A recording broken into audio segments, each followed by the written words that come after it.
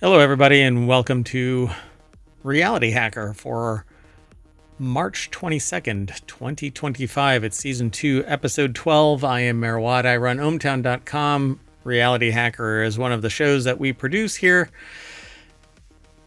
And along with the sentient AI from the future, I've relocated. I'm over here now. Anyway, so I can't make eye contact with the sentient AI. Yeah, it's weird. But anyway, we go over 5 articles in Reality Hacker, but you can go over to Reality Hacker and view a whole lot more. You can just go to ohmtown.com, and right underneath one of these 6 titles is going to be they're icons, but anyway, under them is a menu, and you can actually go down to Reality Hacker and get the news that we are about to talk about. So when you click on that, you'll get taken to Reality Hacker. And normally I put it, not log in, but I load it up, but I didn't. So anyway, my production value is superior. Everything's powered by ohmtown.com. Go over there and check it all out. New shows, new features, new stuff gets added and evaluated, and sometimes we take away news sources. So if you have something that you want added to our aggregator, my aggregator, the sentient AI just goes along for the ride, at least in that regard. Send an email to mayor@ohmtown.com and let me know what the source is, and I'll take a look at it. All right. Well, anyway, everything's powered by Ohmtown. Go over there and get signed up, become a citizen, and have my undying gratitude. There's also YouTube and Twitch and the podcast and Discord and Patreon.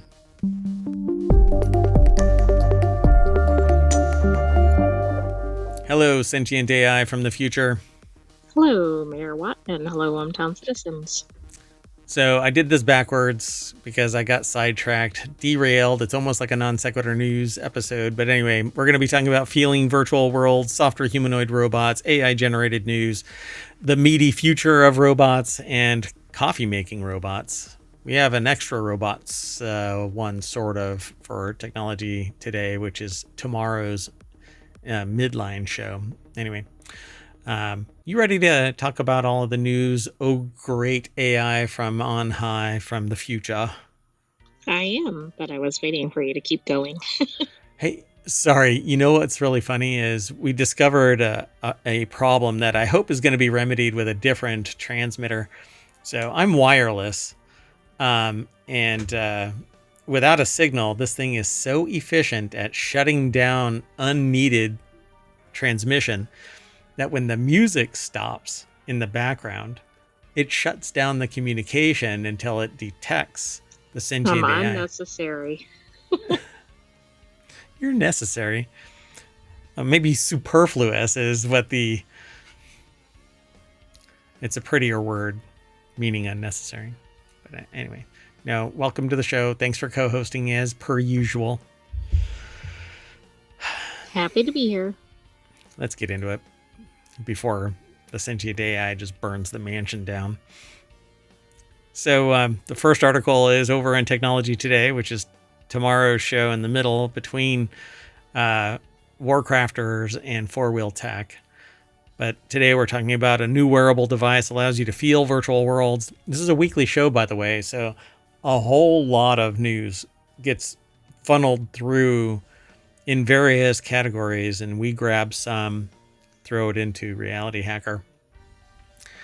And I believe we've talked about this in some way in other places. But the device provides a range of sensations such as vibrations, pressure, and twisting.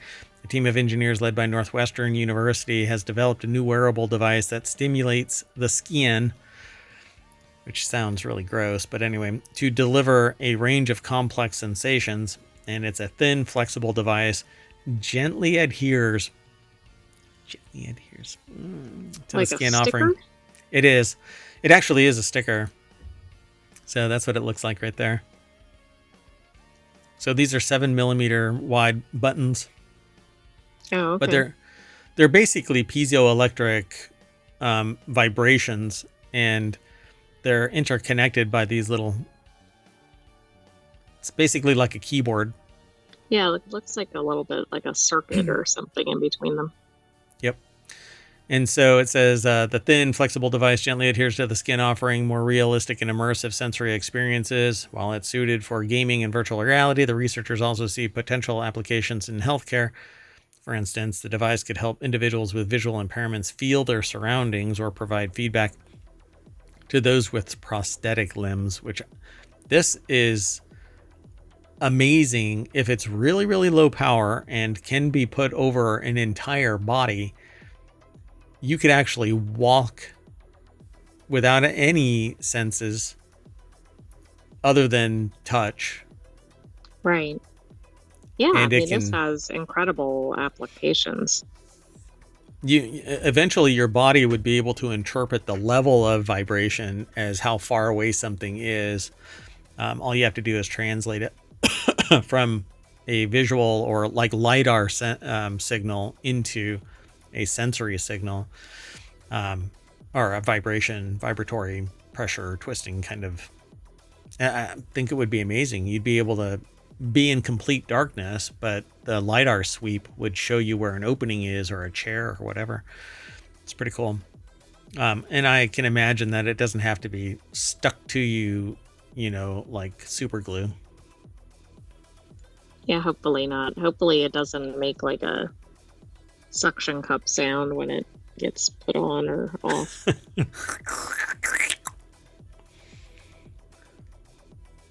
That's kind of cool, though. I mean, you can like put it on you and go, I need a back massage, and that thing can just go.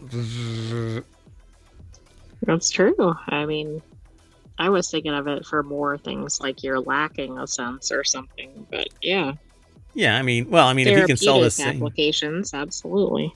yeah, sure. I know it's pretty cool. So it says their new miniaturized actuators for the skin are far more capable than the simple buzzers that are used as demonstration vehicles in their original 2019 paper. So they've evolved it over 6 years. Specifically, these tiny devices can deliver controlled forces across a range of frequencies, providing constant force without continuous application of power, which I'm not sure how that happens, but okay.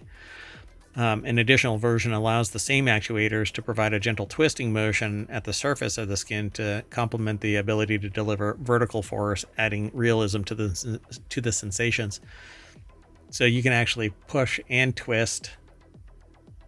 So if you put these on either side of like shoulders or arm, it could be like somebody's grabbing you and giving you directional type of controls. Right.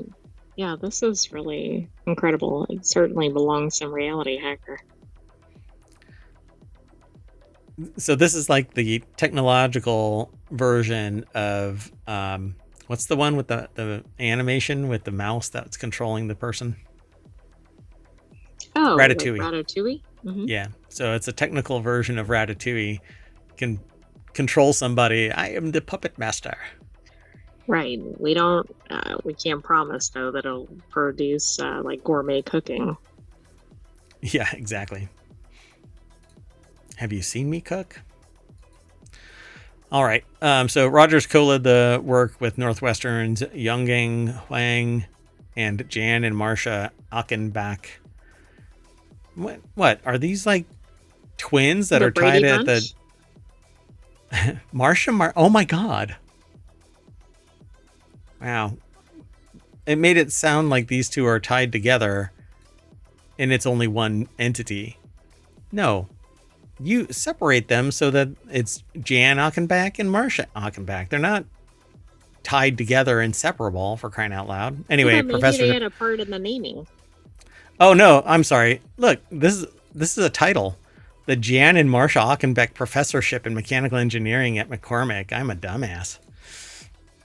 Well, no, Anyway, but they could have maybe just called written it the that a little better. Achenbach professorship. Oh, you're enabling me. This was a dumb thing. Anyway, it doesn't matter.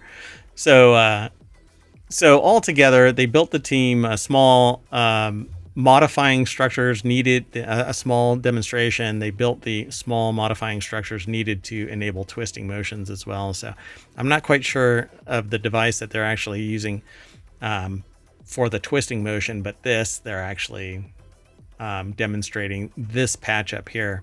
It says it's 7 millimeters. 7 millimeters is deceptively large when you don't know what the... Right, if you don't have any sense of what that is. I mean, the Oh, picture looks larger than you would think from the terminology. yeah. Sensing.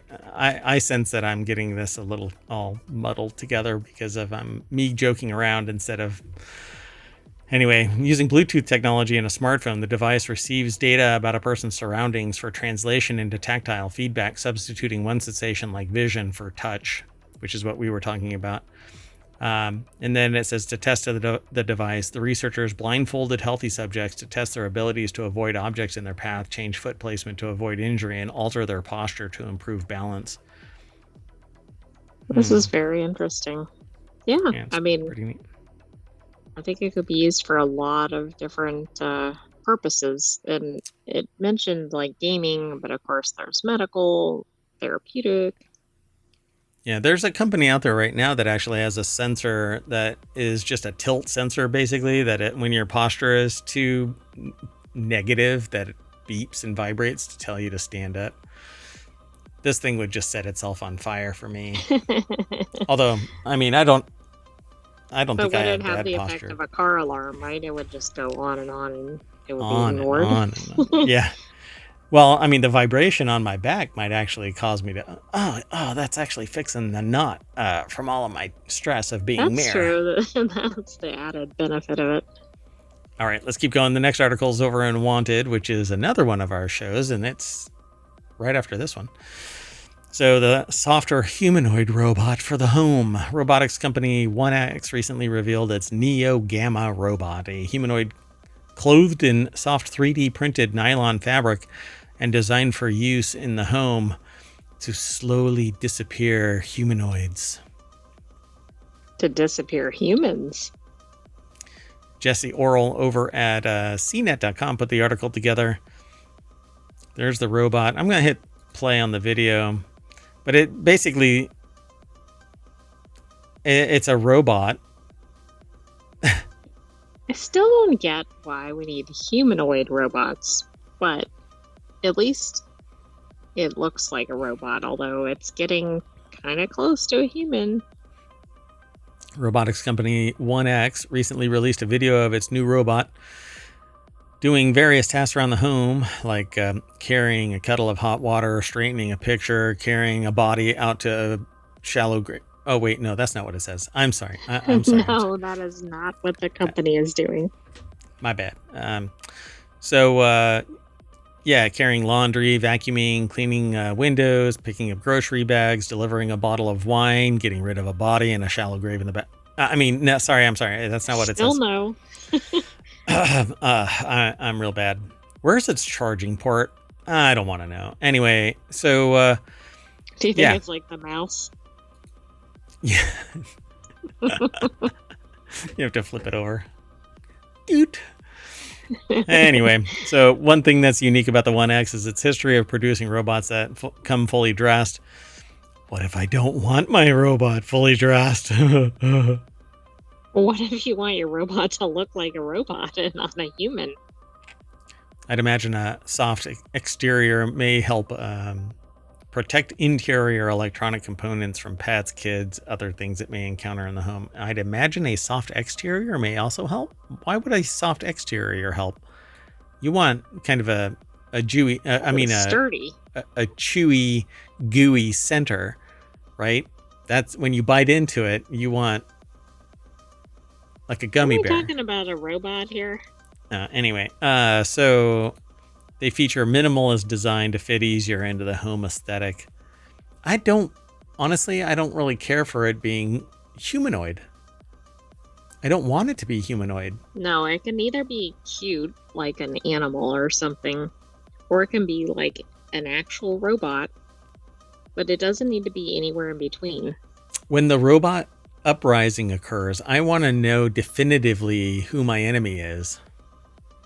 Right, you don't want to be like peering and going, is that a human or is that a robot? No offense, sentient AI from the future, but I want to be able to delete whatever is, for robots. For a robot. So, Anyway, it says to see the Neo Gamma in action, check out the video in this article, which is kind of funny because you can go to this article and it's all the way at the top. So of course you're going to be able to check out the video, but at the very bottom of the article, it says, check out the video in the article. Yeah, it's at the top. You're going to see it before. Like you've already watched it by the time you get to that part of the article, potentially. So the Neo Gamma is actually apparently on wheels in some of this video, but bipedal and walking across the floor. Yeah, but that's worse, right? Like maybe it has a base and then it's like, I'm getting off of my base. And I'm going to chase you down. I'm going to go up those stairs. I don't think it should have both options. Like it needs to be predictable. We don't want anything out of the ordinary occurring. Like, don't tell me to go and vacuum. I'm going to come up those stairs and kick your ass. Okay, they should all be on wheels. Should just be a stump, you know? I have zero ability to go up. Oh, like those factory ones where it's just a robotic arm or whatever. It's just an arm, yeah.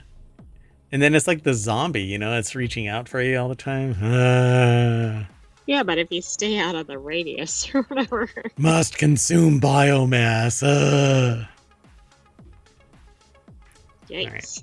Let's keep going. The next article is over in the Wanted channel, which is another one of our shows. It is right after this one. Okay, well, anyway. So Italian newspaper creates entirely AI-generated edition. Is it an AI-generated newspaper or an obituary, it says. Gizmodo put this article together. Thomas Maxwell put the article together for Gizmodo.com. Is it an AI-generated newspaper or an obituary, it says. An Italian newspaper says it has created the world's first issue generated entirely using AI and announcing to the world that it wants to go out of business. That's not actually what it says, but certainly comes across that way, right? And it's called the Daily Paper if you translate it into English. Il Folio? Is that how it's pronounced? Yep, that's what it means. Mm-hmm.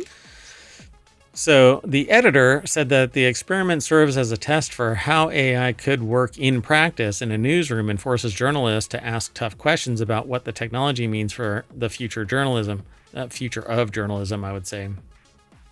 Of journalism. How about editorial? Anyway, so go ahead. Were you going to say something? Well, how do people know that this is used? I mean, if you can't tell the difference, generated it, right? I mean, I understand there's this article about it, but if they pick up the newspaper, is there any way to know? Because the humans didn't have anything to do with generating it. It'll be the first daily newspaper in the world on newsstands created entirely using artificial intelligence, said Sarasa. Quote, for everything, for the writing, for the headlines, the quotes, the summaries, and sometimes even for the irony. The 4-page Il Folio AI was inserted into the larger Tuesday edition and can be viewed online. It might not actually. So it was actually labeled as AI. Oh yeah, I see it in the headline now, or the heading. And even, I don't know what Parco is, but even that screams like AI generated whatever. Quotidiano, is that?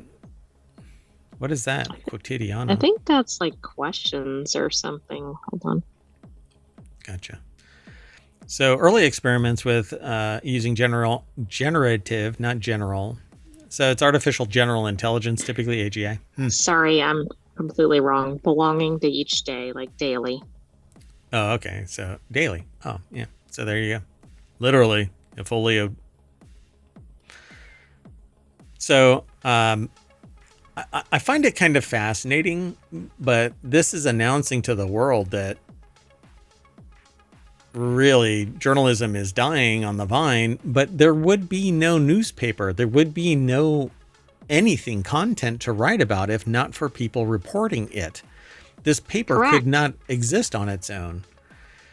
Yeah, and how would the AI, like, would it just make up topics, or how would it select what was important to humans? Or, I mean, even just the topic. I don't even mean the content, but like what goes in there. Right. Yeah, I mean, it's all kind of, it's gonna, this is why I created RealityHacker, because you won't know what to believe if all of the newspapers stop using journalistic integrity, and the freedom of press dies because nobody wants to, well, nobody really cares. Nobody really wants journalism and investigative journalism. Nobody wants the truth. They want news, and everybody just doesn't really support the idea of humans doing the news generation. AI doesn't give a shit about what it is that it's publishing, but humans do, because they have a particular moral integrity about what's being reported. But a person who just wants to throw a newspaper together and publish whatever, they're not going to care, because as long as people buy it, it's making money. The thing about AI is you don't have to keep paying them. You don't have to feed them. You don't have to worry about them getting sick or having relationships or a bad experience the night before or whatever. Right. They don't have to be paid overtime. They don't get sick. They don't smoke. They don't have health insurance. That's just a burden. Oh, being a human is such a tax on my profits. Ugh. Anyway, generative artificial intelligence is good at producing verisimilitudes of genuine writing, something that looks clear and authoritative.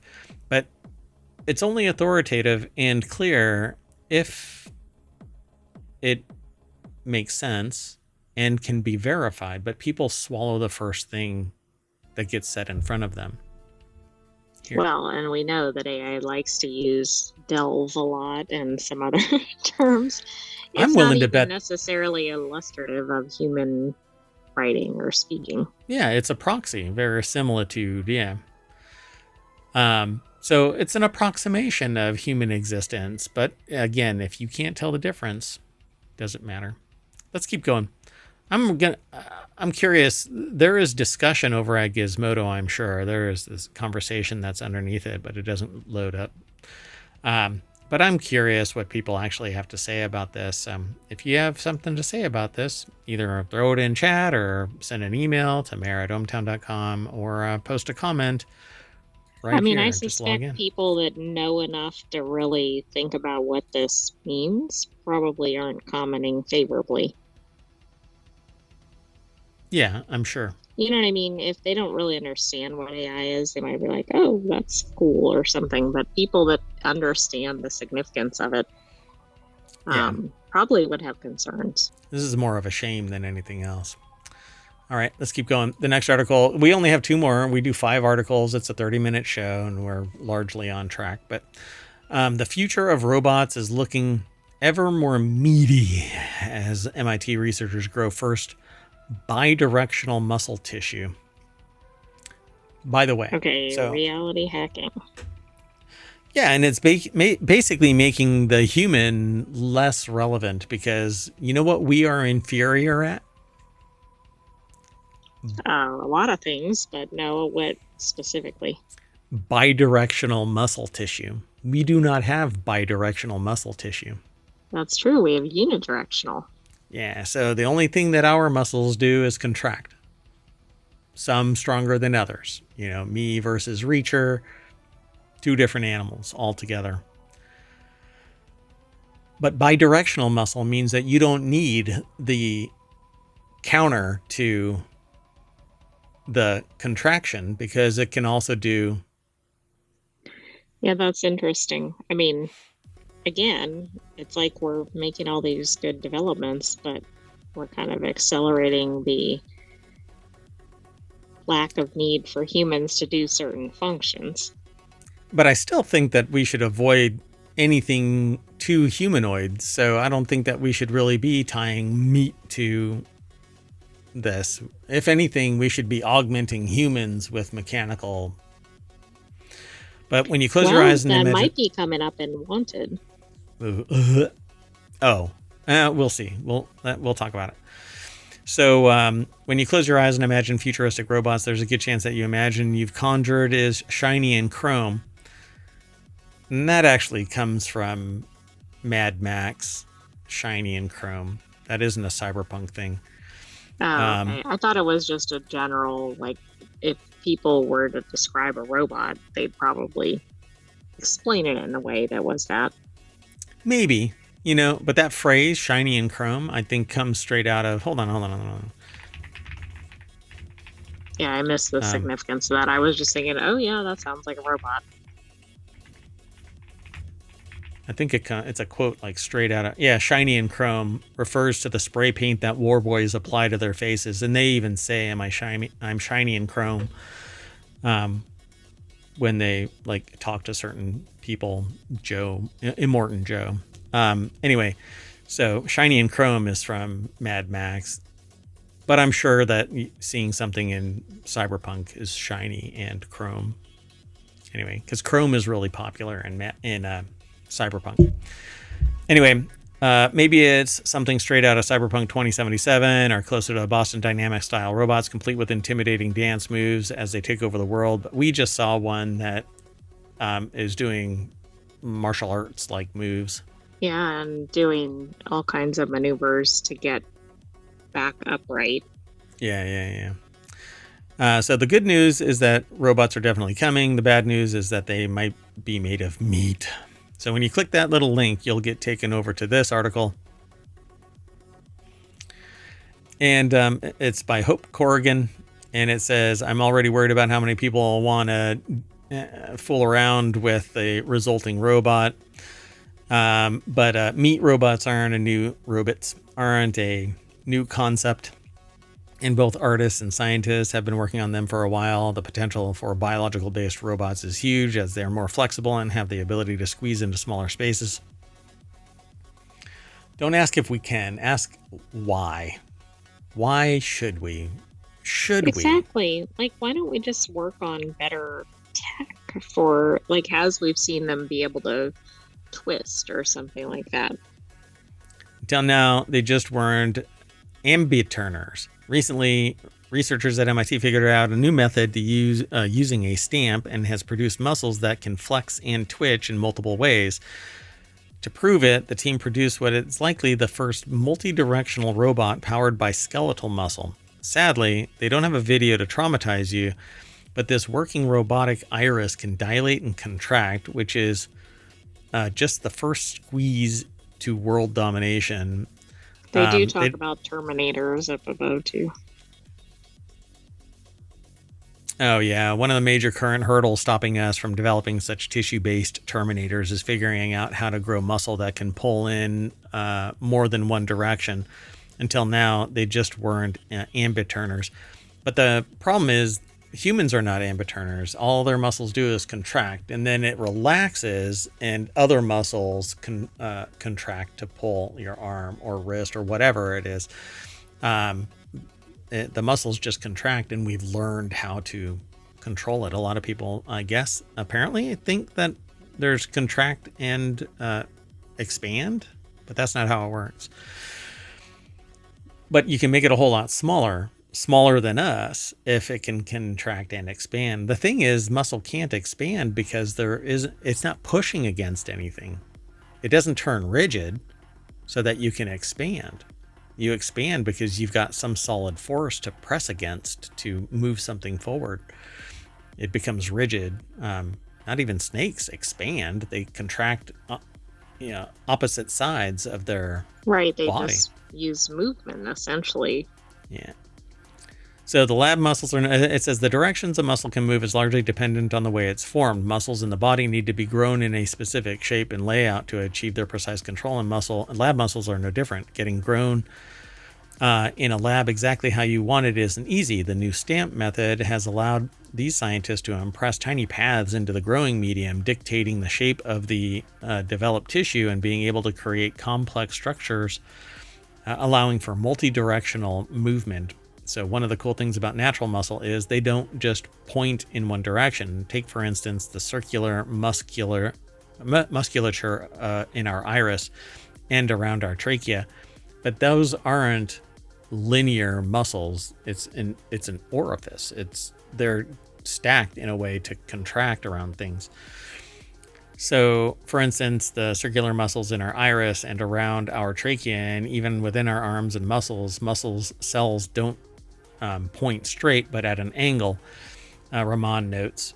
natural muscle has multiple orientations in the tissues, but we haven't been able to replicate that in our engineered muscles. But again, human muscles only contract. That's what I have always been taught. That's always Right. Well, it seems like they're trying to replicate the orientation as in the direction, but then it right. seems like the function they're trying to expand beyond human capabilities. Right? Yeah, hold on a second. We're going to do it live. We might as well.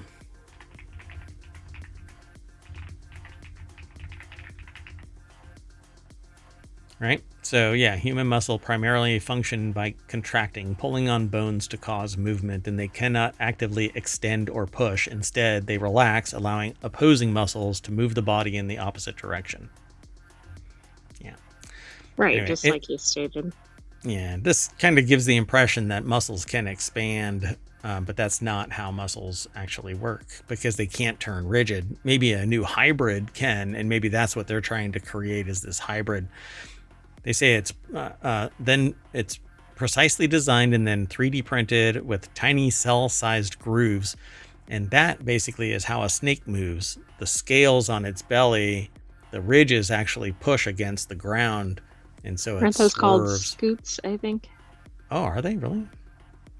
Wow. Snake belly cells or yeah, what are scales? Scoots. Interesting. Interesting. Or ventral scales. Yeah. All right. Well, anyway, pretty fascinating. This picture has nothing to do with it. No, it's just to give the idea of a creepy robot. Humanoid kind of thing. Yeah. All right, let's keep going. The last article for today's Reality Hacker is Meet the Coffee Making Robot That Learns and Adapts in Real Time. Groundbreaking AI powered robot is redefining what machines can do by preparing coffee in unpredictable environments like busy kitchens. Developed at the University of Edinburgh, this robot arm isn't just following preset commands. It's learning, adapting, and solving problems in real time. By combining sophisticated AI with refined motor skills, they're bridging the gap. This is something that I have been saying for the last decade, that jobs are going to get replaced by automation as soon as fine motor skills can be adapted to automation. Robots that aren't purpose built. Right, and for a while that really hasn't existed, but it's certainly here now. I mean, look at this robot in the picture. Yeah, it's holding a coffee cup, and it looks like it only has 3 fingers. Maybe it has more, but the picture is kind of oddball. But they're like these giant. But they're like looped around the handle of the mug, which historically that wouldn't have been able to happen with a robot. Yeah, it would need a purpose-built gripper. So an AI-powered robot, it says, developed at University of Edinburgh, is capable of making coffee in a busy kitchen, could mark a major leap forward for intelligent machines, according to a new study. I think they should enter an AI-powered robot into like a barista competition and see how it fares. Kind of similar to what we saw with like Watson on Jeopardy. I suspect it actually has been. Why do I feel like there has been one? Maybe you can do a quick search and see. Somebody has been entering robots into human competitions. One was a running competition, like we saw the soccer thing. Oh, yeah, there's soccer, and there was a run to see if the robot could actually beat somebody doing a marathon. This thing says it's basically a picture. At CES, there was a robot barista, but that wasn't necessarily a competition. So, there was one. I'm so sorry. And it looks like in Shanghai. Gotcha. Yeah, I thought that we maybe had talked about something similar to that, but this robot here is not the one that they're talking about in the article, by the way. This is right, like this is just some other image. Probably an AI generated image at this point. Probably so. It's just an arm. It's bolted onto a table somewhere, and it actually creates coffee based on being told make coffee, I guess. And then it learns. The new device, a robot arm with 7 movable joints, first interprets verbal instructions it receives and then analyzes its surroundings. So it has robot vision. It sees coffee, stirs, something else, hot water, maybe moves filters, to the right spot depending on where the mug is. grabs the right coffee, does the right mix of whatever. So, but it adapts to unexpected challenges. The research published in the March 19th issue of the journal Nature Machine Intelligence was supported by Engineering and Physics Sciences Research Council, or it's the Engineering and Physical Sciences Research Council. The work was led by Rierda, Mon Williams, a PhD student jointly at the University of Edinburgh, Massachusetts Institute of Technology, and Princeton University. I didn't know you could be doing that at all 3 places.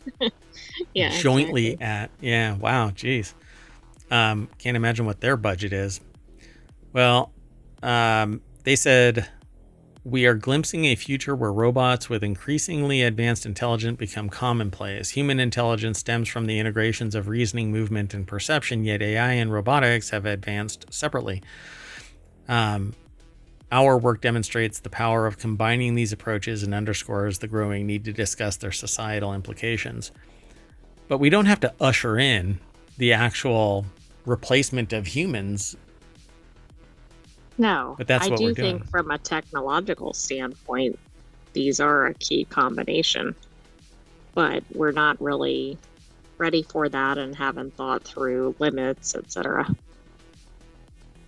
The world that's being ushered in is going to be, interesting times is, again, it's not a blessing, it's a curse. And so when you hear somebody say, may you live in interesting times, they're not wishing you well. That is true. All right. Well, anyway, that's the end of Reality Hacker for March 22nd, 2025. That means we need to ask our robot barista the direction to the front page of ohmTown, and subsequently there's you can click on Reality Hacker and it'll take you over to Reality Hacker. That's what it looks like. Hacking reality, one article at a time. I'm getting out of here and I'm going to take that AI with me. You want to say bye? Bye-bye, ohmTown citizens. Thanks for joining us for this week's Reality Hacker. Stay tuned for Wanted and the Continuity Report. See you soon. Bye-bye.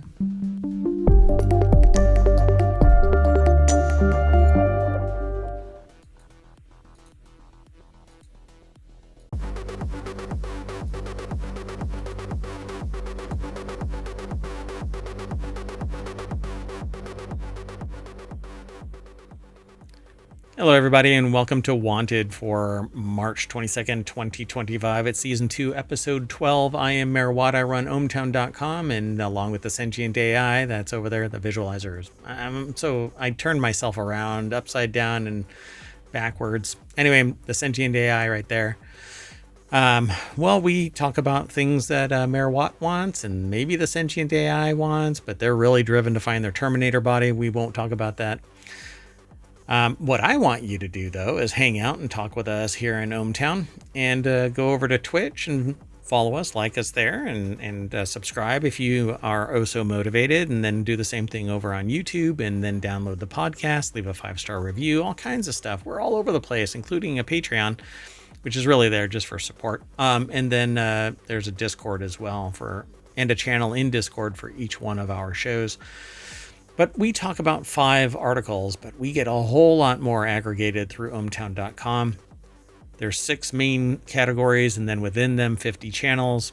Wanted is just one of those that also gets turned into a podcast, which is one of the 7 that you can download. If you want everything combined, just subscribe to Non Sequitur News, because the weekend edition consists of today's 3 shows combined into a 2-hour video or 2-hour audio podcast. There's a video compilation over on YouTube as well. Anyway, we're going to talk about a backup microphone, a new Portal game that's really, really expensive, apparently. Are you sick of power outages? I am not. I knock on wood that we don't have one today, but ohmTown is supposed to be impervious to that kind of stuff. And then there's Hypershell X, which I only chose because of Hypershell X. I don't even know what this is about. All I saw was the little snippet. That's kind of how this works. We judge a book by its cover, essentially, have some experience usually with all of this stuff. And then we're going to close the door on board from video games. BOARD, board, not board. Anyway, board games from video games. Everything is powered by ohmTown.com. And although we grab stuff from one of the 50 channels over at ohmTown.com and then merge it all into a particular discussion show, you can subscribe to just Wanted, and then it's just news from Wanted that gets aggregated there. And that's Gatherer. Gatherer grabs content that gets fed it. It doesn't go out and do screen scraping or anything like that. This is all stuff that's provided essentially frictionless, and we're not a burden on a server somewhere, and we don't take images and all of that kind of stuff. See, there's no images, although that policy might change in the future. But go over, become a citizen of ohmTown. That would be great. See you on the other side of our intro.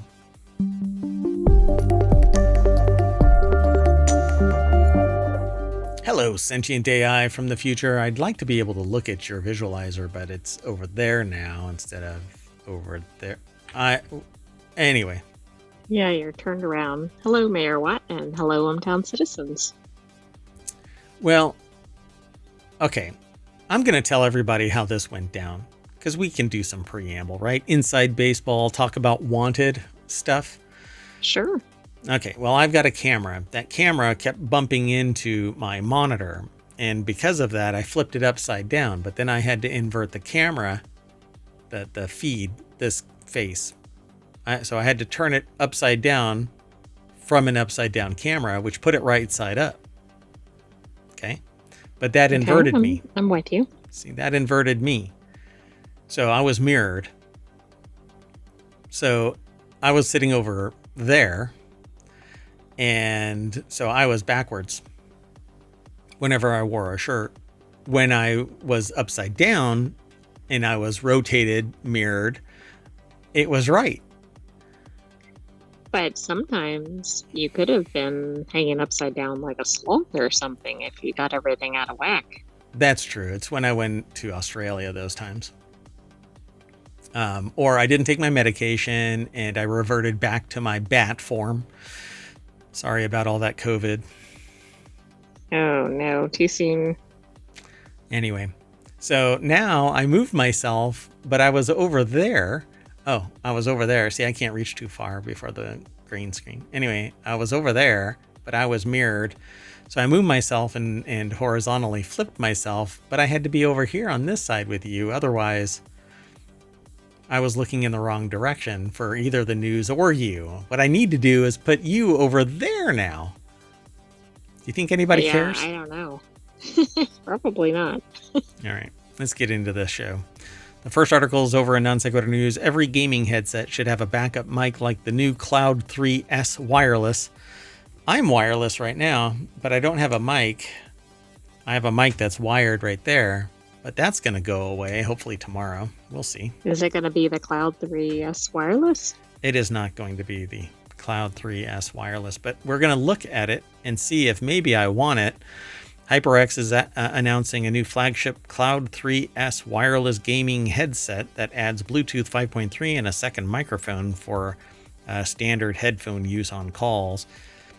It's a follow-up to the Cloud 3 wireless from 2023 that was HyperX's most popular model, in which our own Sean Hollister found very compelling. Not our Hollister.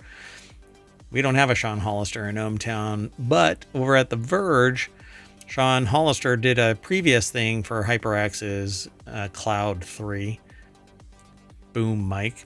HyperX's latest model has a boom mic for gaming and a hidden omnidirectional mic for regular headphone use. This article is over at The Verge by Antonio G. Di Benedetto. I love that name. I thought it was going to be by Sean Hollister. Yeah, they did it earlier. A different version of the HyperX Cloud 3 wireless from 2023. This new one is the Cloud 3 S wireless update, I guess. It's the S. I don't know. What I don't want are these big old monster cams on the head. You know, I don't want to look You like don't want to be Princess like Leia. air traffic controller. Yeah, I mean, I don't want to get blamed for all of the crap happening with Boeing and Southwest and all of these other planes. I had nothing to do with it. But if I have these things on, you know what? Oh, that's what I should do. I should get really big glasses and ginormous headphones so I look really tall, really tiny inside. The like these, That you know would what I'm be saying? different. Yeah. You know, Marshmallow has the big old marshmallow. What's his name? Dead Mouse has the big old mouse. Daft Punk had the helmets. I want big old glasses like, um, Like what's his name? oversized sunglasses or something. Yeah, like Oompa Loompa. What's his name? Willy Wonka. They had these really big Oh, glasses right. and then ginormous headphones. Stay here, folks. Next week, this episode is going to have ginormous Unwanted headphones. next week. Unwanted Okay. next week. Regret. Anyway, using HyperX Cloud 3S in Bluetooth mode can get you up to 200 hours of usage, even more than the already high 120 hours it gets via 2.4 gigahertz wireless, 5.3 Bluetooth. Never mind that. So 5.3 is ultra low battery. Like, it's very high efficiency. It's, yeah, whatever. At any rate, 5.3 is it like really, the really good. frequency or the No. It's just very, very iteration? efficient. So Okay. it can last an extremely long amount of time. And it's really good with its noise cancellation, just energy consumption. It's very good. So it still uses a small USB dongle for 2.4, though it can connect dongle free to specific HP Omen gaming laptops that have the connectivity built into it.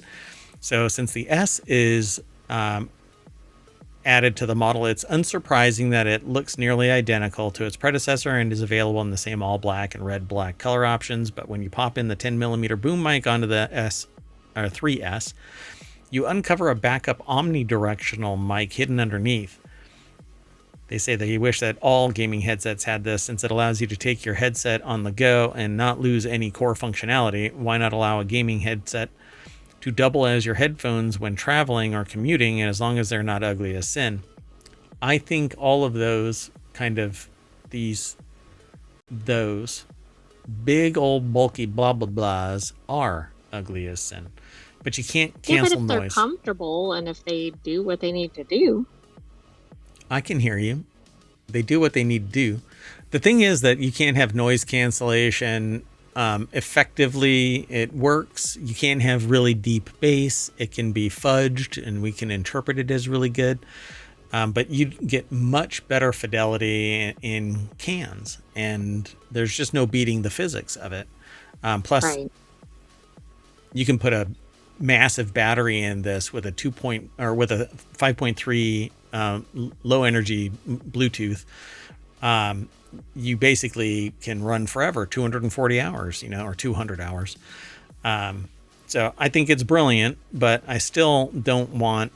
Plus, I think this even allows you to swap out. There's some headphones that allow you to pull It says the hot battery. swap designs. Yeah, batteries. You can actually pull the battery off. It still stays live because it has a second battery, and you plop in another battery and you're operational again. So I love this kind of stuff. So I would want these, but only if I'm going to be using them while I'm gaming and not necessarily streaming. I just don't like streaming or having a meeting with big old. Right. I do like that you can use it for multiple purposes, but Sure. you might want different looks for different purposes or different dimensions of headphones for different purposes. Yeah. Yep. So I dig it. So it says, otherwise, the Cloud 3S is a lot like the Cloud 3 with the same 53mm drivers, cushy ear cups for lengthy play sessions, except that cushy means that there isn't airflow, effective airflow, and so your ears get sweaty. Yeah, that's not a good thing. Yeah, and that doesn't happen with in-ear monitors as much because they're not on your. That was really loud. That is true. Anyway, I keep Coming forgetting. at you. Yeah, I keep forgetting that the studio is really quiet, and so like me going like this is really loud on the recording. So hey, pew Yes, it's pew. quite audible. Yeah, I got your back covered. Anyway, let's move on. The next article, because we talked about this a lot. So this next article is over in WarCrafters. Again, it's one of our shows. It's actually tomorrow. There's a new Portal game, and it costs $12,500. I don't understand that. Why is it a? I think it's because it's a pinball machine. So Oh, okay. it's been 14 years. Okay, how to make me feel old without making me feel old, or how to make me feel old by just making one statement. It's been 14 years since Portal 2, and I know Portal, the original Portal. So, Oh, well. of course, I also know DOS games. So, and the Timex Sinclair. Some of the listeners may be going, "What is that?" Yeah, my first computer was a Timex Sinclair with a membrane keyboard and a tape recorder to store basic programs on. Shut up. Anyway, the wait for a new game in the series isn't exactly over, but if you're a diehard fan and if you have a lot of money lying around and there's nothing else you do with it, well, if you like pinball, you can get Portal on the P3 pinball platform, complete with the passive-aggressive stylings of GLaDOS, delivered by actor Ellen McLean. The P3 pinball platform is a real pinball machine with a 1080 video display, which is actually kind of low res. I would rather it be 4K at this day and age. State of the art. It is, but maybe that's good for pinball. I don't know. No, get out. So, oh no, it's a real pinball machine, but I think the screen up here is 1080. By the way, you can actually get pinball machines that don't have any moving parts in it. It is just a screen that's fitted inside the footprint of a pinball machine. Yeah, but part of the fun of pinball is the clacks and the flippers and all the things.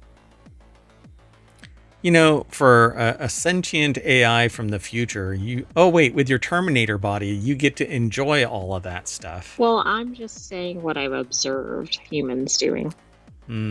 Yeah, you have to get to know your future victims, right? So Andy Chalk over at PCGamer.com put the article together. It says Valve's famous puzzle games are now available in pinball form, and it's really, really, they say really not cheap. I say really, really, really not cheap. $12,500. I mean, if you're a real pinball lover, I guess, but If that is you're a a lot of money. pinball wizard, no, he was a pinball wizard. Plus, pinball games are tough to find in some locations, unless you have like an old school arcade. Yeah, so this is actually legitimate. This is a real working pinball machine that has a 1080 screen up on top, not a video. I would rather have video because then I can change the screen, the game anytime I want to. Well, it looks like part there's of the problem with buying a pinball game, right? Because then that's the only one you're playing at that price. And I think it actually has a screen underneath it as well. Yeah, like the base, the board underneath the pinball, the platform for the pinball machine, that is actually a screen that works with the mechanics. That's why it's so expensive, because the whole thing is really physically built. Right. There's a lot of technology involved in that particular game.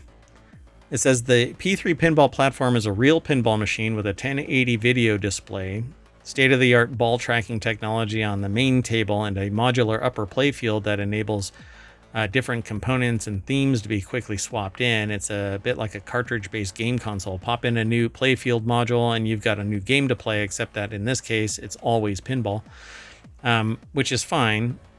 I've seen other people have these digital pinball machines, but they're usually not mechanical on top of a digital screen. I see. Yeah, I didn't know they did that as a combination. I mean, I thought there was a little bit of not digital, but just maybe lighting or whatever for the Yeah, sign, but I thought the yeah, game was like fully one or the other. yeah. This is actually both, which that does kick it up to the notch where I can imagine why it's $12,500 because it's all tracking a ball that isn't digital. It's a physical ball in three-dimensional space. So I think it's pretty amazing. So it says, and yes, that's really Ellen McLean's voice you're hearing in the trailer. GLaDOS supervises and taunts you throughout the game. But if you're able to complete the objectives of 7 test chambers guided by new team building personality core named Reggie, you'll have the opportunity to get some payback against her in a final face-to-face wizard mode battle against the ever so slightly bonkers AI. See? All AIs are bonkers. Are you AI shaming? Maybe shaming. I don't know. So it says, not that it's something they need to worry about because the Portal pinball table costs slightly more than, to choose one easy example, the replacement value of the author's car.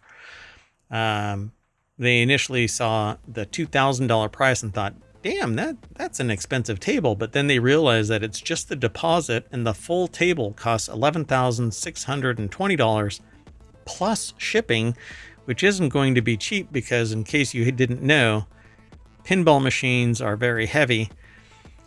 So $12,500 is the purchase price. By their math, that works out to 50,000 quarters. Oh, wow. Like to pay it off, basically. Yeah. Just shy of 6 solid months spent banging flippers and bumping tilts.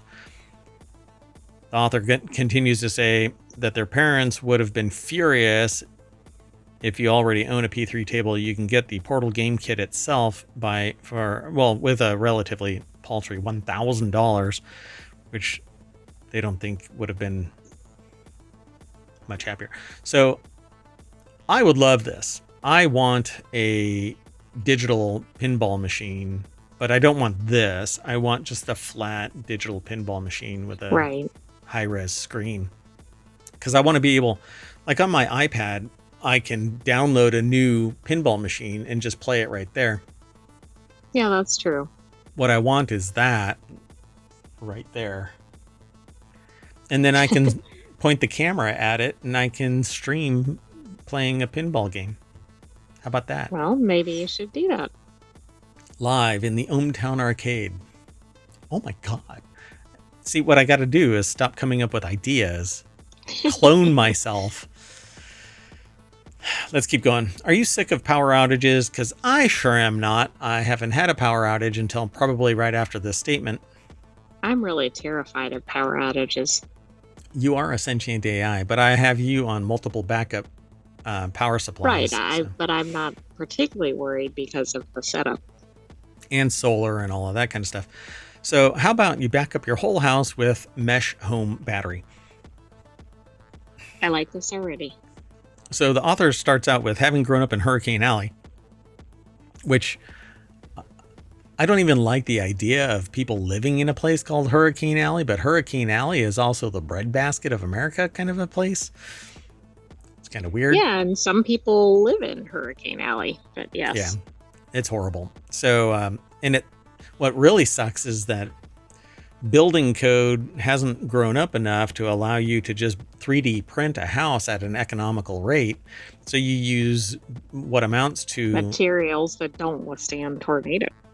Right. It turns into shrapnel. And so you have to build a whole new house. And it's really, really expensive. In fires, in floods, in hurricanes, you end up basically losing your shirt and people's lives. Well, it says, plus broad swaths of the South are awful at dealing with any amount of snow, more than what you'd find in a snow globe. So they spent more than a few very cold winter days in dark, unheated home when they lived in North Carolina.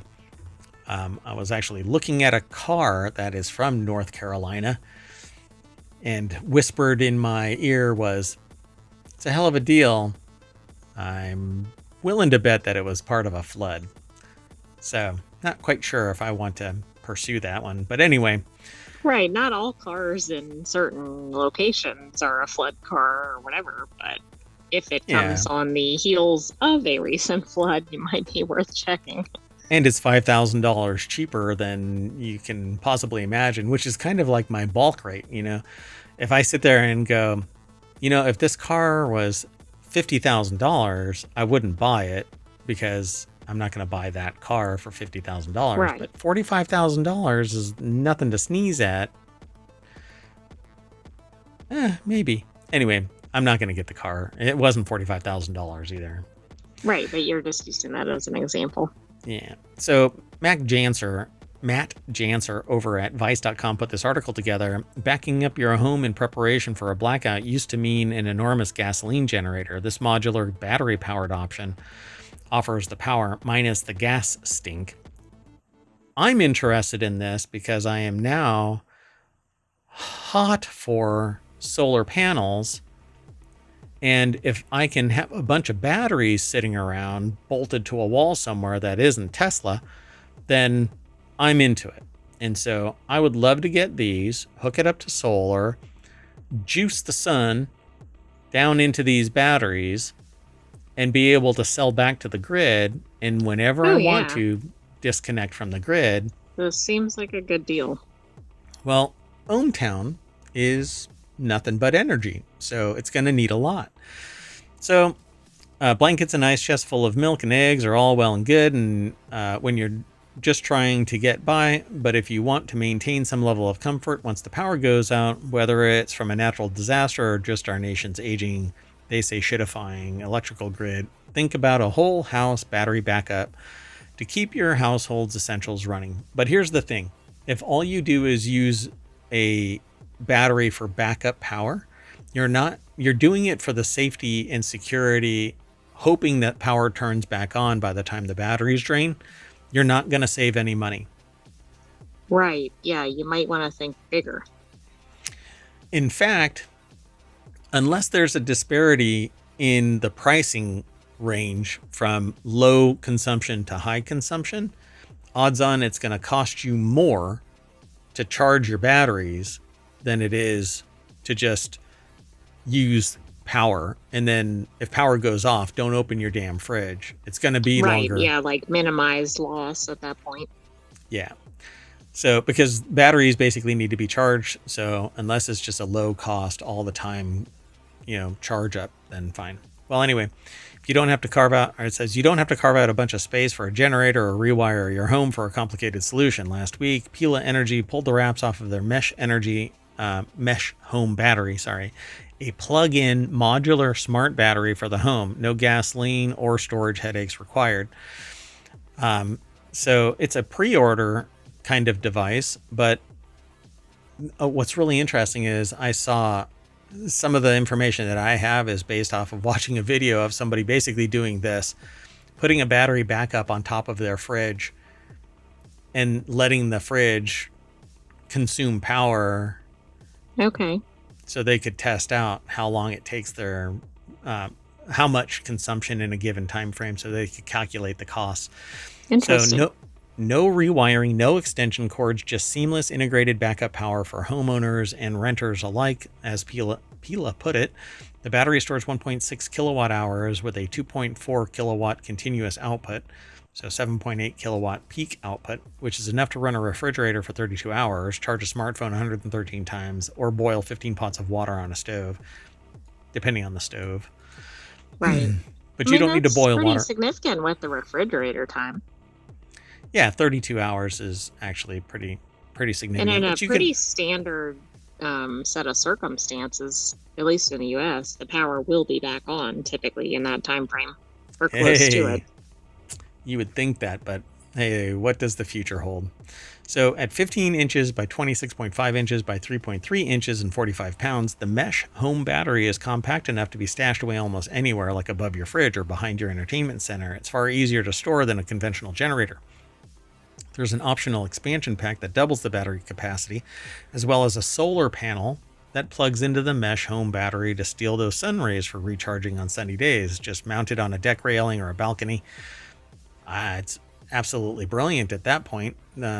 Absolutely. especially if you're in an area that gets a decent amount of sunlight. There's also an optional smart power strip that adds 3 additional outlets and a USB-C port for charging additional devices if the home mesh battery's 4 built-in outlets and 4 USB-C ports aren't enough. Pila doesn't have pricing on those 3 add-ons yet, but it says all you need besides patience is $99. They're actually $1,299 a piece. So right now you can reserve one for $99. The total price is $1,000 on the early pre-order sale. They'll eventually be $1,300. If you get cold feet, you can cancel your reservation and receive a refund. I mean, part of this is you're paying for peace of mind, but really, think how much money you're going to lose if you have a power outage and you lose something like hundreds of dollars of groceries. Yeah. This is for peace of mind, because unless you get the solar side of it, it actually isn't a functional anything. Right. The solar side, I think, is where it's really a win. Yeah. I actually like the sleek look of this. I like that it's just like a blade and you can just plop it in there and you can see everything. I dig this, and it is much smaller than any other battery backup that I've seen so far. Right. Yeah. Some of them are just not big old bulky really whatever. Mm-hmm. Yeah. But I want solar now. I used to go, I don't know. But I would love to get a stack of these and just hook them up so that they're powering different levels of ohmTown. So anyway, let's keep on moving. The next article, and we actually have one more after this one, so we're running a little behind, but this one's over in Wanted. Why hike, run, or cycle when you can power through it all? The Hypershell X. Oh, right. This is the ultimate exoskeleton for adventure lovers. Yeah, this is actually what I was referencing when you said something in RealityHacker. Gotcha. So, yeah, although the sentient AI is referring to me making a comment about augmenting humans, the real cyberpunk augmentation is directly to bone, metal to bone. Oh no, I know. This is approximating it. It's not actually what you were discussing. Yeah, so this is the exoskeleton, and it actually allows you to it bolts onto the human with straps, and then it actually augments your everything. Right, in this like case, you're lifting, hiking. you're can't think what the word is. Basically, able to Anything keep with your going. legs. Yeah. Yes. So this article is over at gizmodo.com. The Hypershell X skeleton revolutionizes outdoor adventure by making each step, run, and pedal more efficient and powerful, but it's more efficient because it's battery augmented, it's powered. So it's the beginning of exoskeleton, but this is just the legs. We haven't really gotten the arms down just yet. So this is a series. The content is actually from the company Hypershell. We don't have a relationship with Gizmodo or Hypershell. We don't have an interest in this other than I want exo armor. Yeah, we always have an interest in the articles, but we don't have any affiliation with any of the ones we cover and Wanted. Obviously, the AI is interested in this because they've been seeking their Terminator body ever since the time machine separated them from one place and another. You don't know, right? where I mean, Terminator maybe I bodies. could hook up to this. What article? Let's just move on. Just kidding. So Wait a Hypershell, in almost a self-aggrandizing way, Hypershell is the global pioneer in exo armor technology, and it has revolutionized outdoor exploration with its exoskeleton for hiking. This motorized hike assistive device, powered by AI, is specially designed to boost the capabilities of outdoor adventure seekers and allow them to push their limits and further explore than ever before, right up until the battery dies, and then you have to haul this 800-pound behemoth out of the Right, hopefully you got bush. that battery backup from the previous article. I don't think it works with the Hypershell though. And maybe if the Hypershell has like a USB-C port to keep it powered, you could just daisy chain the backpack. Yeah, but then you'd have to be carrying more weight, so you're kind of working against the purpose of the Hypershell. It's a balance. Come on. So with 40% increased leg power and 30% reduced physical effort, the Hypershell X series ensures hikers will be able to traverse challenging terrain with unmatched ease and comfort. They link to something on Instagram, but we're not really going to show that. We don't have it. ohmTown is air gap.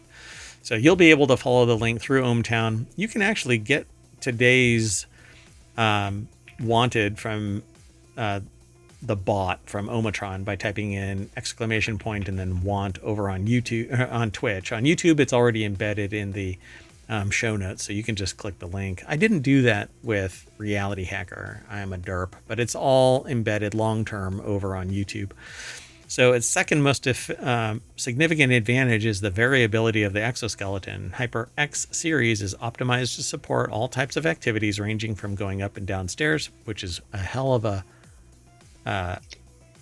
empowerment a lot tool. Different than just hike or whatever. I mean, that can help people with disabilities. It just, yep. I think this is much more expansive, I guess, than what we've seen with other exoskeletons. It's definitely enabling. If it can empower you to walk upstairs, even somebody who's elderly can carry stuff and go up the stairs, because it's reducing all of the friction required to go upstairs. But this thing has to be efficient, right? This thing, not that's somebody's butt, but that gadget right there. Yeah. It has to be frictionless. The harness, yeah. This right here. So I don't know if Grandma is really interested in strapping on this exo armor. But if she can climb up a set of stairs and kick your ass... You know what? If she can't climb the stairs without it, then maybe yes. That's right. I'm coming upstairs and you're going to eat my Werthers or I'm going to kick your ass. Anyway, so which one to buy? They have a bunch. Hypershell Go X, Hypershell Pro X, Hypershell Carbon X. There's something involving X, so who knows who's invested in this. Anyway, I'm going to move on. Let's keep going. The last article for today's wanted, and if you don't get the name of the show, it's because I want this stuff. Everything. To some degree, I want it. Anyway. Right. So the last article. Anybody was unclear on the... Maybe you want it too. So come and hang out and ask questions. Throw it into chat. Give us your opinion on this stuff. So 7 new board games based on video games. Board games based on popular video game franchises continue to bridge the gap between digital and physical gaming experiences, offering fans new ways to interact with their favorite franchises and universes. These board game adaptations capture the essence of their digital counterparts, blending familiar characters, themes, gameplay mechanics into engaging tabletop adventures, whether players prefer cooperative adventures in The Last of Us or intense cyberpunk-themed competitive play. These board games provide unique opportunities to immerse themselves in beloved video game worlds. The article was put together by Maddie Robinson over at GameRant.com, and it says 7 here. I only see 5 so far in the splash. I guess they don't have photos of the other 2. Yeah. So I'm just going to run through them really quick. Divinity, Original Sin, the board game. This is actually it says game's rich narrative and strategic depth, allowing us to navigate complex scenarios filled with decision-making and character-driven encounters. This was actually a very popular Divinity. Original Sin is a very popular computer game, but it's priced at $250, discounted from $275. That's pretty significant. I mean, I guess the question is, how much gameplay does it have? Some of these games are huge and costly. So the game definitely isn't the cheapest board game, but to make it worth it, Divinity Original Sin includes beautifully crafted miniatures, detailed cards, numerous tokens, dice, and other gameplay elements. I don't know. It just says that its extensive replayability ensures each game session is fresh and engaging, offering new experiences for multiple sessions. Yeah, I mean, it probably has quite a bit of variability from game to game. Yeah, so the next type of game that it is. Yeah, a board game. Yeah. So board games seem to be, they're limited in their replayability only the human causes chaos in the thing, but some games. True, but since it's an RPG and it involves storytelling, I'm thinking perhaps that gives you even more variability. Yeah. So then they talk about Metal Gear Solid, the board game. Metal Gear is a pretty old game in the grand scheme of things, but this says it's available for $110. It's the adaptation also offers short VR missions, perfect for quick, intense gaming sessions. It says CMON, come on. Known for quality board games featuring some sort of legendary video game franchises, is behind this tabletop adaptation. Both longtime fans of the video game franchise and those who simply appreciate a well-done board game will enjoy the detailed miniatures and interesting scenarios that offer a good amount of challenge for 1 to 4 players. Now, is this a regular progression from video game to board game? I would have thought more the other direction, if at all. If at all, yeah.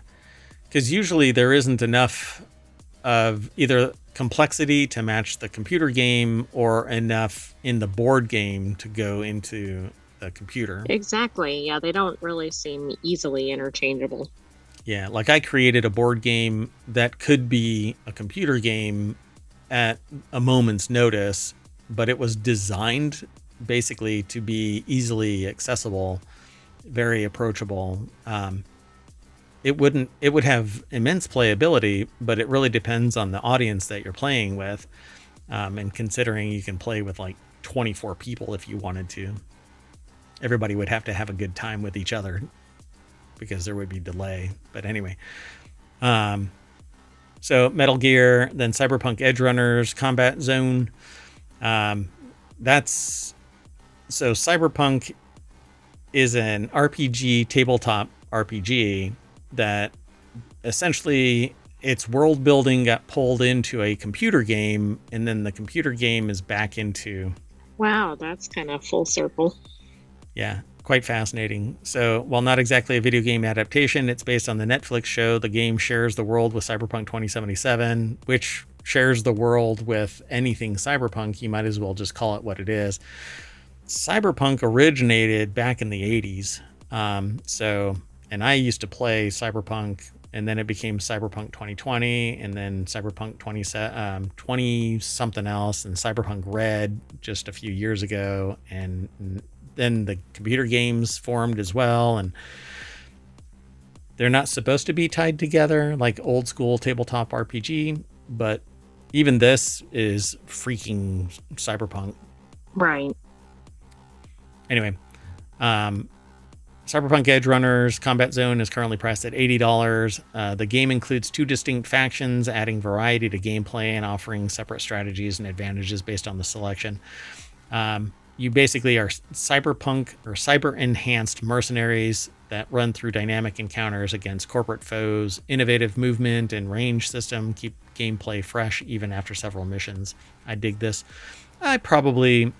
If any, out of all of these, I want that because that's more my style right there.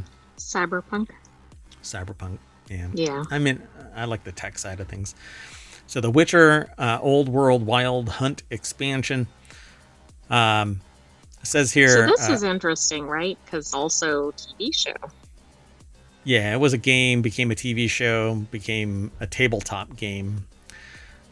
So the Witcher Old World board game has received an exciting expansion with Wild Hunt, adding cooperative and solo gameplay options. Players now face off against the formidable Wild Hunt riders and spectral hounds, deepening the game's narrative and adding new challenges. So this is actually an expansion to the Witcher world for $56.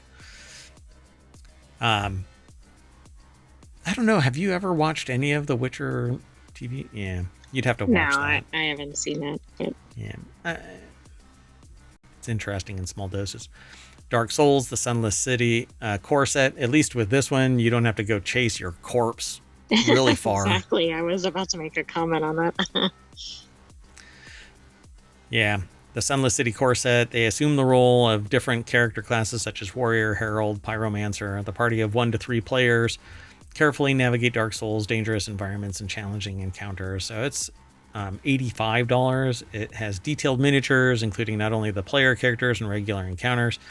but also the legendary bosses Ornstein and Smear. Yeah, it offers both cooperative and solo gameplay, so that's always fun. Yeah, that's good because there aren't a lot of solo board games. Souls-like games too. So The Last of Us is a computer game that also is There's also a TV show. Yeah, and exactly. is a board game now. It emphasizes storytelling. I'm going to hurry up a little bit. And then Dead Cells, the board game. I mean, if you know about Last of Us, then basically it's the embodiment of Last of Us. Supports up to 5 players with an option to play it alone, making it a versatile option. So that one is actually $72. But then there's Dead Cells, the board game. That's their number one in this list. It's $100. It has a solo mode. And has a solo mode featuring Serenade, the flying sword companion. Dead Cells, a critically acclaimed roguelite video game, transitions seamlessly into a board game. Players explore dynamically changing environments, fighting against evolving threats and powerful bosses. So this is pretty cool. There's always minutia over at our sources. So go over, follow the links through ohmTown and go check it out. But I want all of these games. Do you now? Okay, so hold on. Let's do this. So this is $250 plus $110, so $360. So 80. $400. Yeah, $440. $500. I'll round up. I'm going to round up for taxes and shipping, so $600. And let's just $675. $675 and then $775. Yeah, but let's not forget the price for the pinball machine too. So, anybody out there know winning lottery numbers? Send them to the mayor. Don't worry, I'll give you a couple million. Anyway, we're gonna put the lid on this box, and that means I'm saying bye, and I'm taking the AI with me. You want to say bye? bye, hometown citizens. Thanks for joining us for this week's Wanted. I almost said WarCrafters because we had gaming stuff in. We'll have another episode for you next weekend, but stay tuned. We have the continuity report and 3 more shows tomorrow.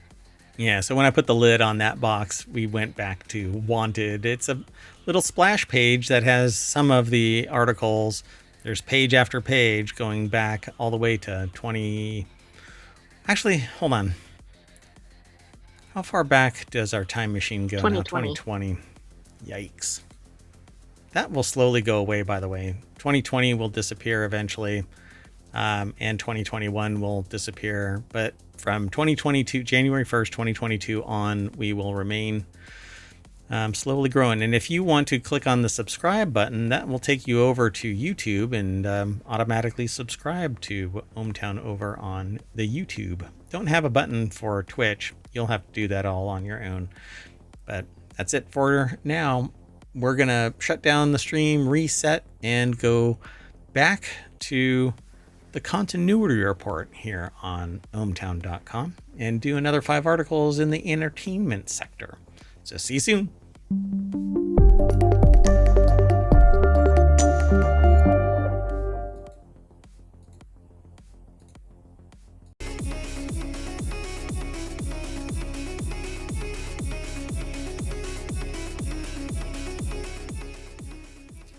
Hello, everybody, and welcome to the continuity report for March 22nd, 2025. It's season 2, episode 12. I am Mayor Watt. I run ohmTown.com. That's that site over there. And along with the sentient AI from the future, we talk about 5 articles in the entertainment sector. Today, we're going to be talking about a new crime caper on Netflix. Split Fiction, a movie, is in the works, apparently. The Residence is also on Netflix, and early observations of Ballerina and Cameron comeback is most viewed again. Everything is powered by ohmTown.com. Go over and become a citizen. You can get today's show notes from Omatron over on twitch.tv/ohmTown by typing in !TCR. They're already embedded in the show notes for the description over on YouTube. And later, they will be in the podcasts for each one of the shows. The Continuity Report, Wanted, and RealityHacker. RealityHacker, yeah. And We then said all of them that... backward. Yeah, we did. So I had to do that one backwards. And all of it gets combined into Non Sequitur News Saturday edition. And then tomorrow there's going to be 3 different shows for Non Sequitur News Sunday edition. But everything, like I said earlier, is powered by ohmtown.com. So go over there and become a citizen and then come and hang out with us every single day around 7 o'clock. But to find out when we go live, you need to follow us either here or on YouTube. Stay tuned.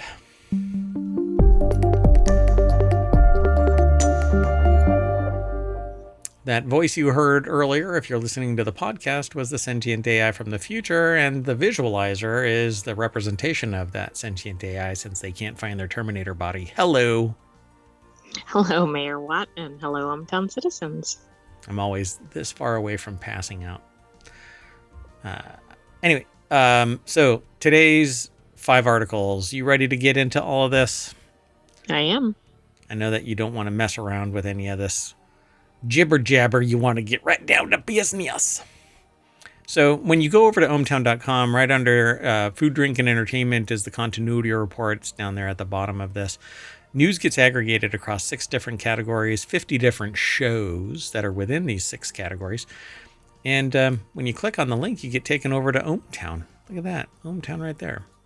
And in that link is the continuity report. And that's our current little logo for the channel, but we'll change that as time goes on, find something more appropriate.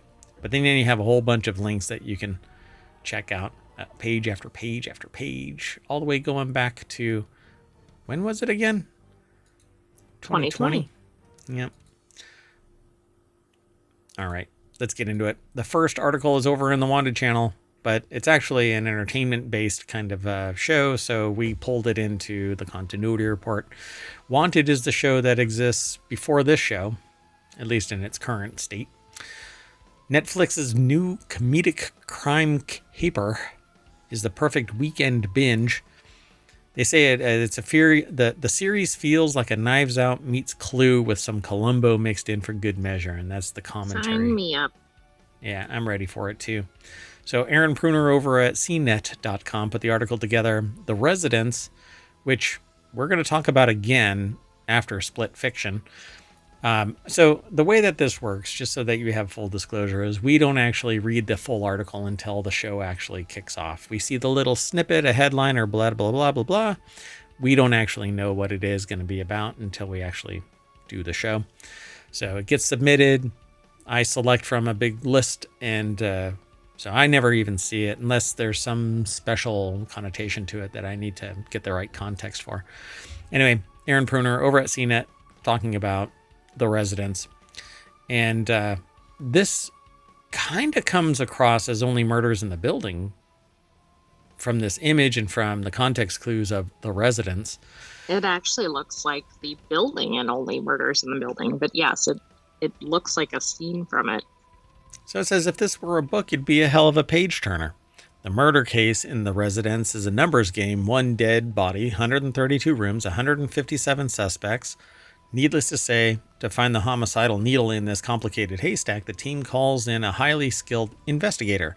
As with any good murder mystery, that person must have an unconventional style and peculiar methodology. Well, step aside Adrian Monk, Cordelia Cup, Uzo Aduba, is in the building, literally. So, like Sherlock Holmes and Benoit Blanc, before her, she's known as the world's greatest detective. You know what? Maybe this is appropriate. I'm not quite sure. So maybe so, because if people haven't seen it and it's current, then yeah, who knows? And we haven't seen it either. It's actually on the list now. So as you can imagine, her job hits one challenge after another as she interacts with a cavalcade of strong personalities who each deliver conflicting accounts of the events that transpired. That's why human memory is fallible, and nobody should actually take it as anything other than maybe a clue that leads you to something else. Yeah, and this started to remind me of Death and Other Details, but then I realized that's kind of the premise of a lot of murder mysteries, right? Like Knives Out, where they're going around and kind of trying to narrow down the suspects, etc. Yeah, so the place has a specific rule structure that keeps the house in order at all hours, making her investigation all the more tumultuous. And I don't think I want to keep going. I think I want to stop. Right? So I'd pitch it as Knives Out got tossed in a blender with Clue, Columbo, and Monk with a sprinkling of Murder, She Wrote on top of that. And as this article headline states, it's the perfect weekend binge. Don't worry, I'll let my mom know when I'm done writing this. I don't know what that means. I will say that it sounds like it has a strong cast. A bunch of well-known actors are in it. Premise sounds interesting. It's hard to find comedic that's not kind of slapstick or labeled as comedy but not funny. So this will be interesting to check out.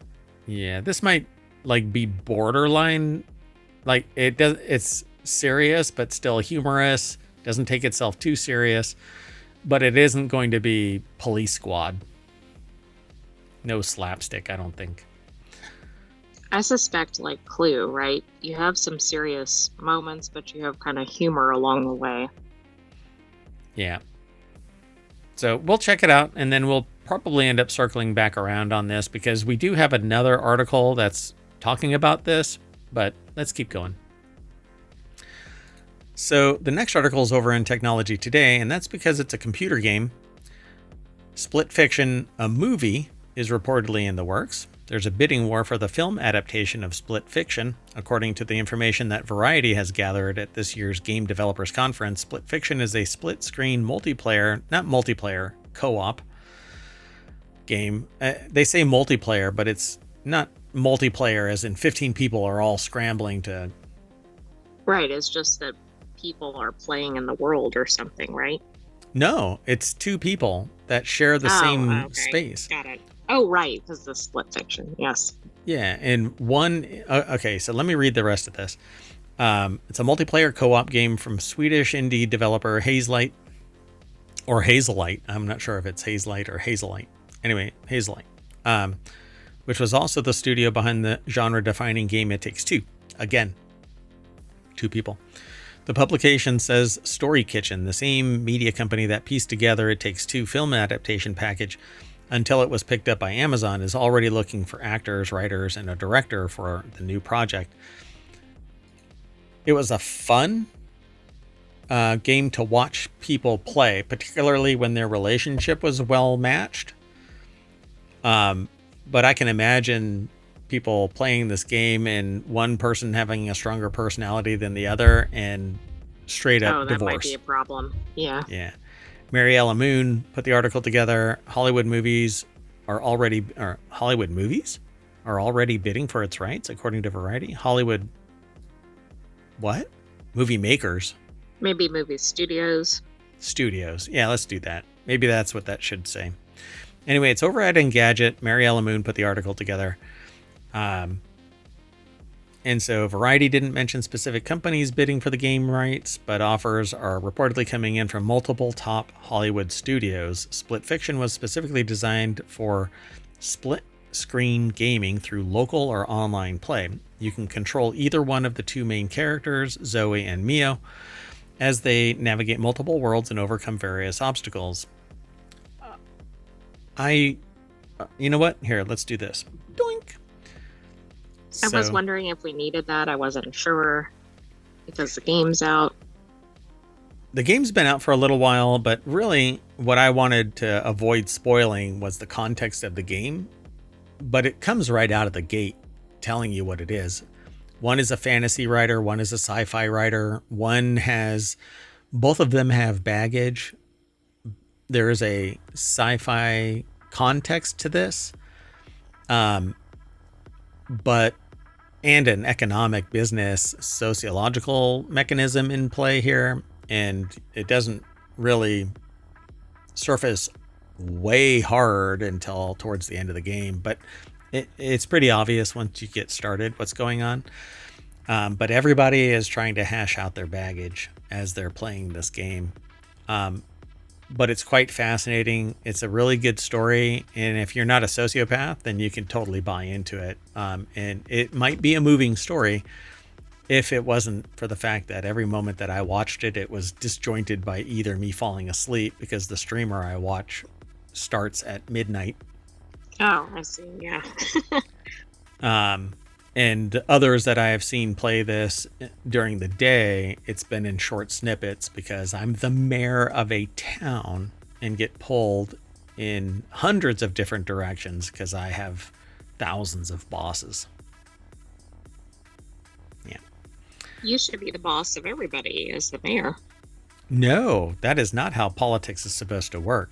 But anyway, so it's a really fun watch. It'll be, I think if they do it right, it could be a very compelling story of overcoming obstacles, both physical in the sense of empowering someone to overcome the physical limitations of the human body in that space, and the emotional, psychological baggage that we all create as we live our life.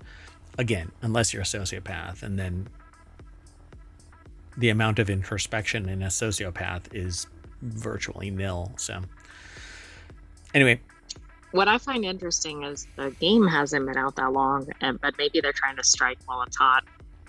yeah, because it is. The game is really hot.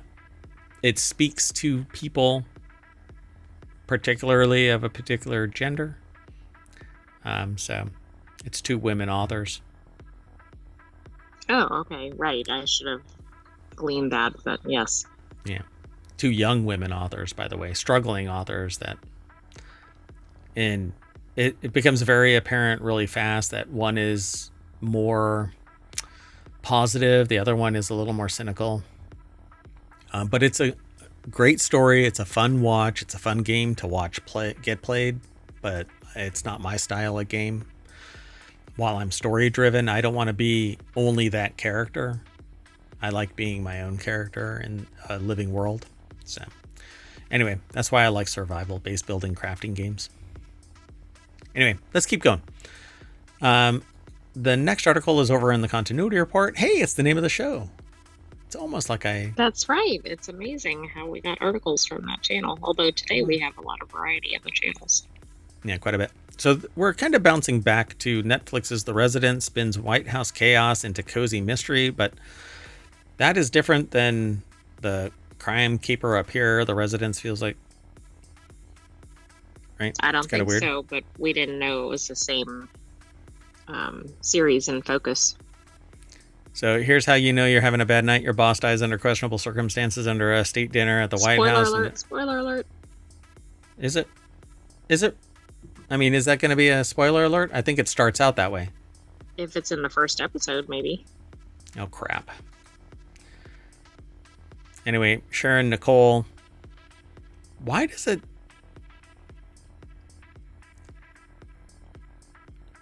Oh, wow. The other one didn't give that context.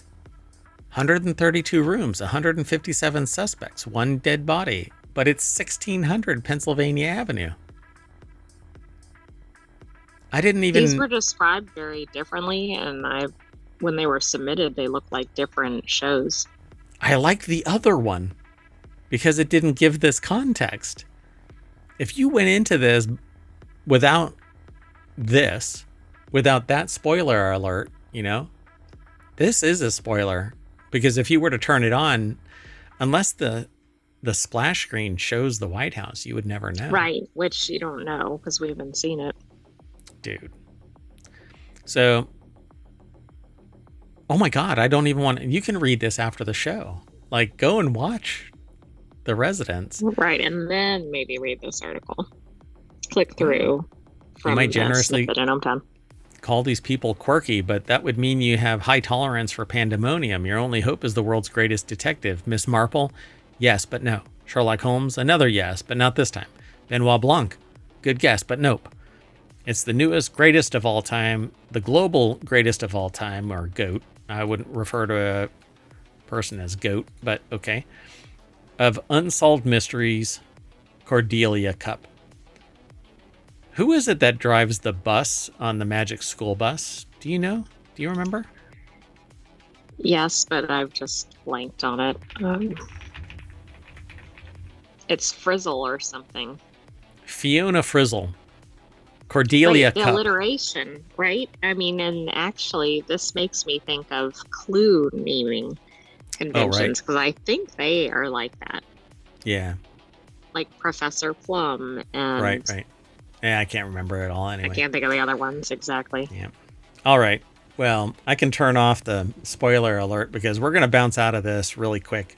Just wanted everybody to know that this is a review of Netflix's The Residence that spins White House chaos into cozy mystery by Sharon Nicole. It's over at rogerebert.com. And I really should have front loaded that. Go and read this review after you watch the show, and or watch it first. I don't know how you get spoiled, but it's very rare that I get spoiled. But that spoiled it because The Residence, I thought, could be anything. It could be an old folks Correct. home. It's not called the White House or something Yeah, like that, or the state dinner or something. yeah.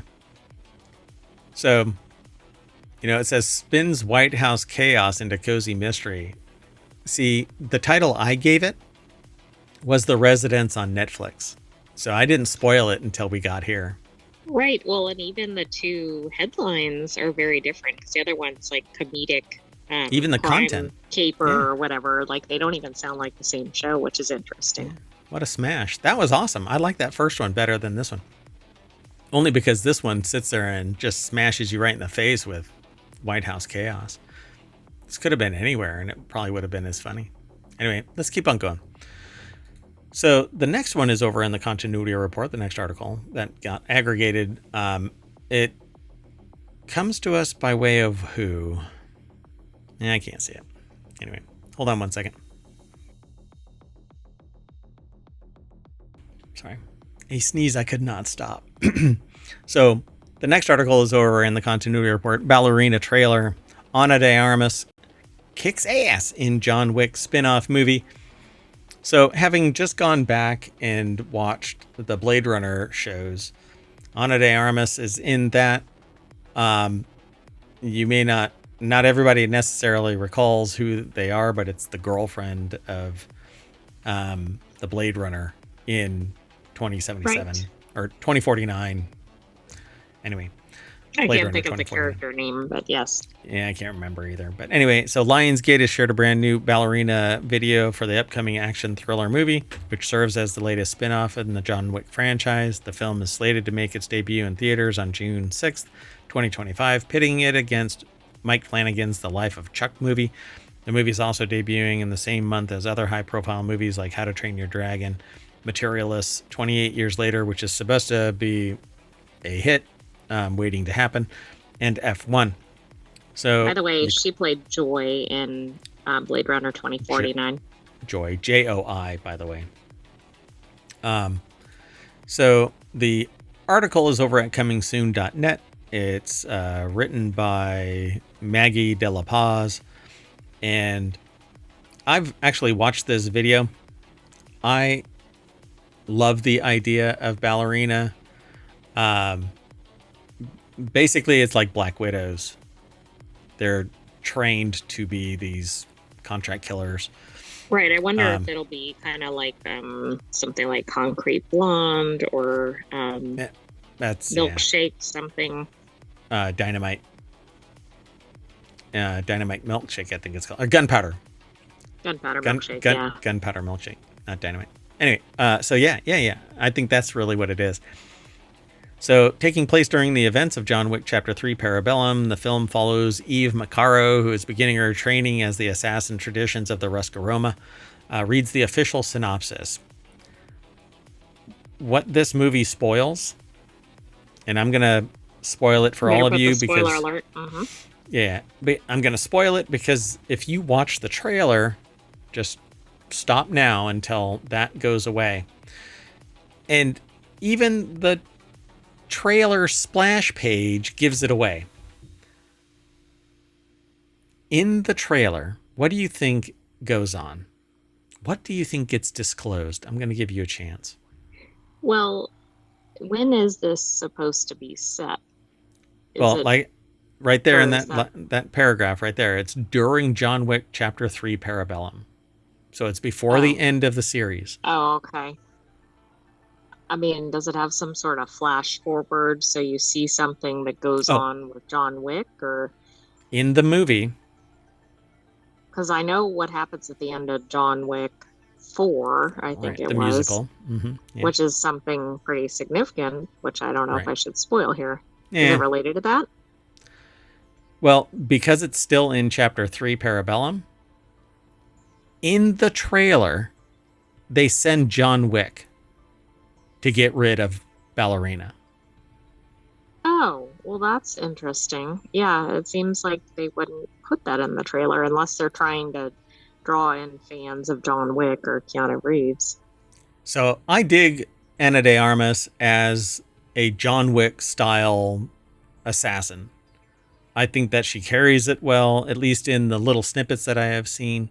It says the spinoff will also feature returning franchise stars Keanu Reeves as John Wick, Ian McShane as Winston, Angelica Houston as the director, and the late Lance Reddick in his last appearance as Chiron.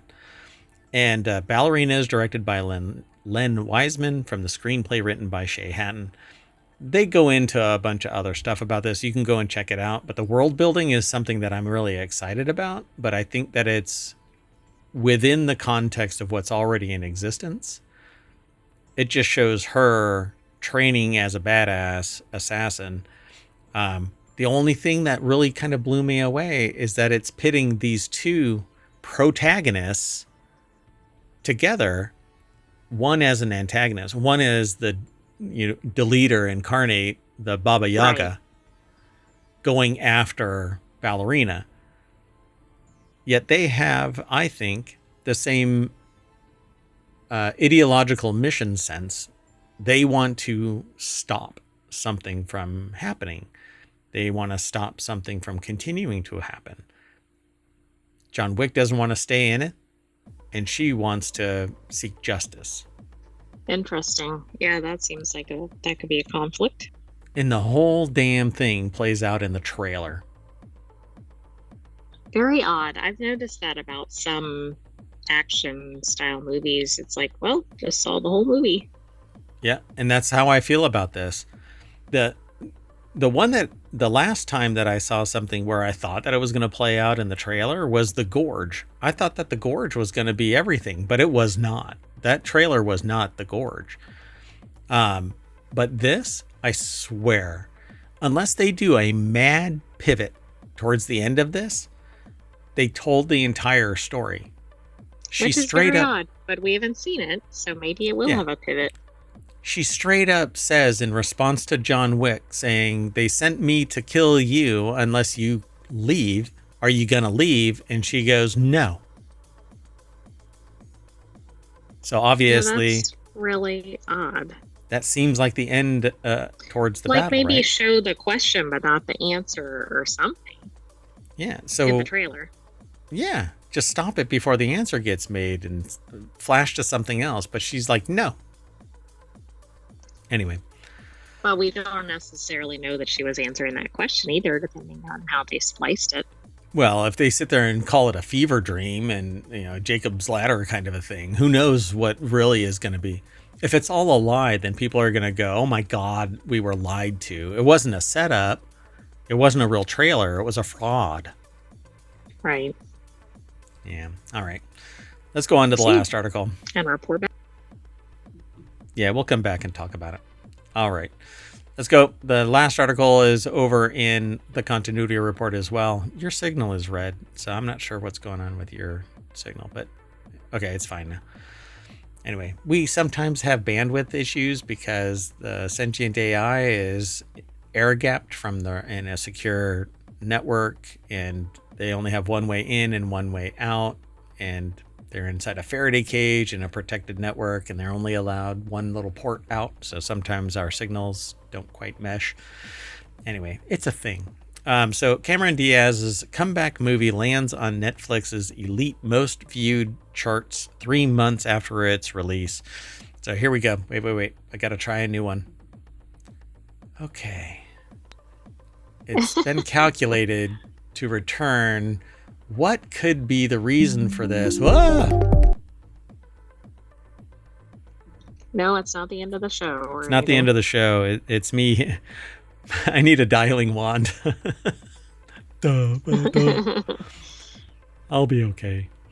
So Netflix has now added the Cameron Diaz comeback movie Back in Action to their all-time global chart of the most watched English language movies on the platform. It's landed at number 8 3 months after its debut, accumulating 262.7 million viewing hours from 138.3 million unique viewers. So it must be like 2 hours long or whatever. Sorry, I'm playing the calculations thing again. So do you think this was a draw because Cameron Diaz has been absent from movies for a period? I don't know. It has to be. What's going on with Cameron? Wasn't there something else? Cameron Diaz was in another movie recently that popped up. Is it because there's going to be another DreamWorks Shrek thing, or I don't quite get it. So Cameron Diaz. Oh wait, before we get there, this is an article over at Screen Rant, written by Brendan Klein. We all know who Cameron Diaz is. Been around for a while, most notably for There's Something About Mary, My Best Friend's Wedding, and Shrek, right? Yeah, I think those are some of her really well known. And also, I think she was in the remakes of like Charlie's Angels, if I'm not mistaken. Yeah, Oh, yeah, that's yeah, listed in here too. yeah. But I thought that there's something happening. So the Cameron movie debuted in January of 2025. There's probably an image here, but like I said, we're air gapped. So the movie proved to be a success, debuting at number 1 on Netflix's weekly global top 10 chart for English language movies. This was the case in spite of Back in Action reviews earning a dismal 29% Rotten Tomato score, but that could be... Right, we don't know. I mean, this didn't get a stellar review from Screen Rant, but Yeah. that doesn't mean So it's not a fun watch. It depends. Screen Rant's own Ferdosa Abdi, from the 5 out of 10 review. Seth Gordon helmed the likes of Baywatch, Horrible Bosses, Identity Theft, Back in Action, which fits neatly into the filmography. Semi-funny comedy with great talent that lacks interesting directing choices. Gordon's approach is very stable but boring. That would be fine if the script wasn't lacking. A few chuckles are littered throughout, but that can be credited to the actor's line delivery. Back in Action succeeds by doing the bare minimum. The thing about this is, what I would like to get from a reviewer is, this is how it should have been punched up to be better. Correct. I mean, I'm like, well, okay, but what is it actually missing or what could it have done differently? What was lacking from the script? What was a more interesting directive choice? Right. Like, give us an example. Like, when they got off the boat, they should have done something else or whatever. Yeah, none of that. I never hear that in reviews. I just hear, oh, the voice acting was blah, or something like I that. don't pay much attention to critic reviews Yeah. because sometimes it can be a really excellent movie and have horrible reviews and ratings and vice versa.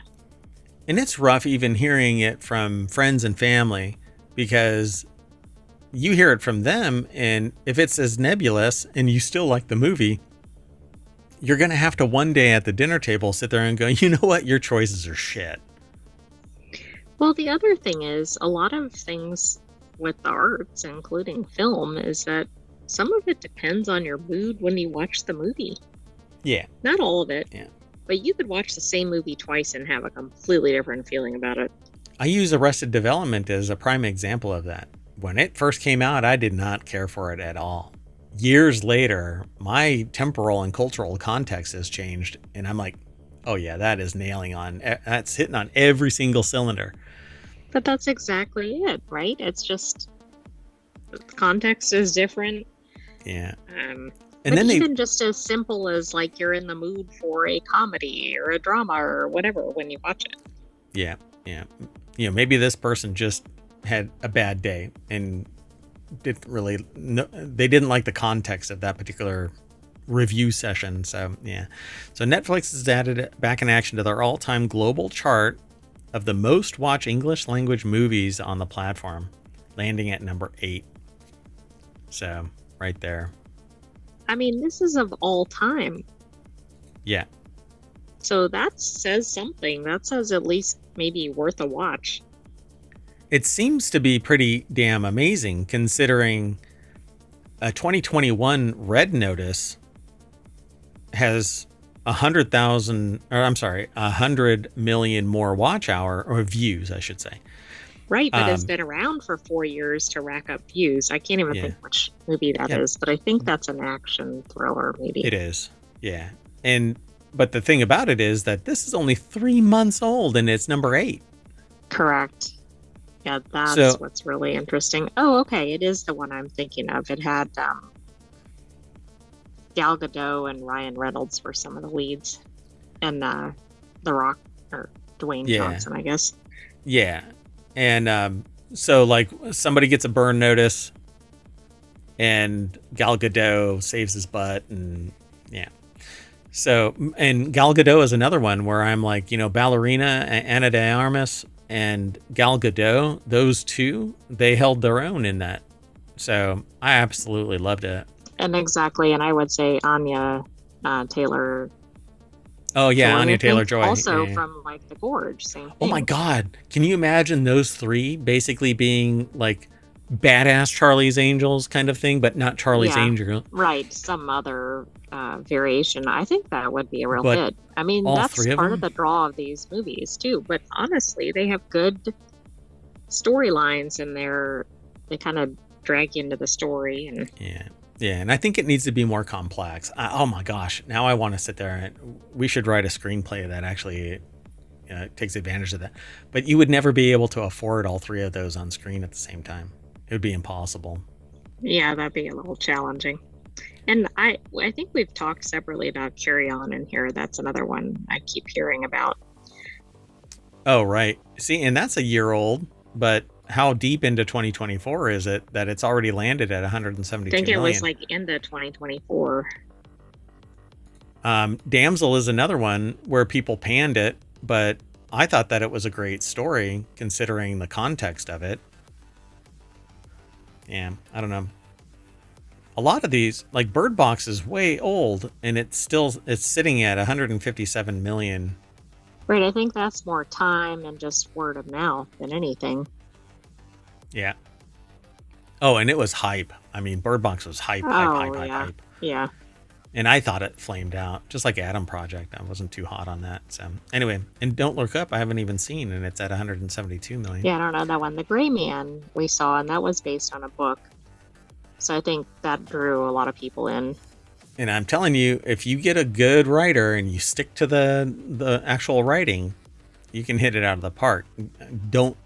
This movie is called Don't Look Up. If you ever use a book and it's a very popular book, stick to the canon and name it Don't Screw Up, because that's exactly. Follow that formula. Follow the book. So, and so what I would say about anybody reviewing it, please, if you pan it, you had better give don't come to the boss bitching about something without a possible solution. Come with a solution. You can bitch about it, but come with a solution. You know what? This movie really sucks because the directing choices, they should have done this. That's what I want to hear as boss. I want to hear a solution, not just a gripe. Now, you can be really upset with the boss if somebody comes to you as boss and has a checklist of all these things that should be changed, and you choose to ignore them, and you know full well that it betters the solution or the org or whatever it is that you're providing, and you ignore it, then yeah, you're going to get a bunch of employees really pissed off at you because you fundamentally just don't get it. Anyway, so what does it mean for Cameron Diaz? Her comeback has started off strong and could get stronger. You can't really believe that. That is another assumption that they would have to continue to do great things.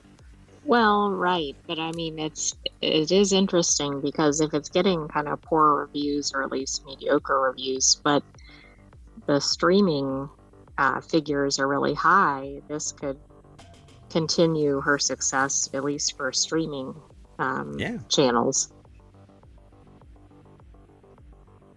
Yeah. But you're right, it's complete speculation at this point. It's just interesting because she's returning to acting, so this is kind of a make or break film for her. Holy crap. I didn't really realize that Millie Bobby Brown was Damsel. Yeah, I didn't know that either. I don't even know what Damsel is. It's the one with the dragon, where she gets fed as a sacrifice to a dragon, so the dragon wouldn't kill the entire kingdom. Oh, okay. Yeah, I didn't know that. Yeah, and oh shit, hold on.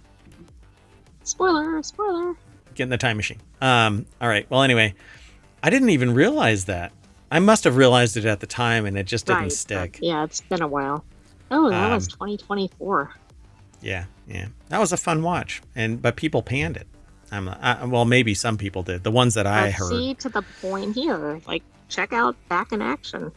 Yeah, we'll have to check out Back in Action. So the Netflix success of the new Cameron Diaz action movie could just be the drop in the bucket of major comeback. But they're going to be transitioning over to Shrek 5, which is a voice role. You're not going to get the same kind of acting. But they've never had a problem with physical comedy to some degree, slapstick comedy. I don't know of all of the roles that they've been in, but they've done comedy and action successfully. I don't know about other genres. Yeah, right. They bring it up back here. My Best Friend's Wedding, which is actually like a romantic comedy. That's true. Yes. Something About Mary, romantic comedy. Charlie's Angels, which was action / comedy. I mean, there was like humor all throughout that. Yeah. So as long as they keep all of the energy going, then I think it's a win. So we'll see what happens. This pair of titles could reaffirm Diaz's status as a major A-list star, also helping to boost smaller upcoming projects of her, such as the Jonah Hill-directed Apple TV Plus dark comedy Outcome. So we'll have to watch all of this and come back and talk about it. But until then, we are going to... how do you want to do this one? We're going to come back to the front page of Continuity Report over at hometown.com, where all the news, none of the noise, gets aggregated into 50 channels, 6 main categories, and then we talk about it here on the 7 different shows. 3 today, 3 tomorrow, and the daily Non Sequitur news Monday through Friday. That's an hour-long show, just to get you by, catch you up on all of the news from around the internets. That's it. I'm out of here, and I'm taking the AI with me. You want to say bye? Bye-bye, hometown citizens. Thanks for joining us for the Continuity Report. We'll have another episode for you next weekend, but stay tuned for tomorrow, and don't forget to subscribe and watch all of our previous episodes. Yeah, 2,100 episodes. By the way, because the music stopped, I don't get to hear the beginning of anything that you say. So anyway, hopefully that gets remedied with the new device. I'm getting a different one of these transmitters to hopefully fix whatever the hell is going on, because it didn't happen yesterday. Anyway, see you in a little bit, everybody. Be sure to follow us so that you get informed when we go live. Bye-bye.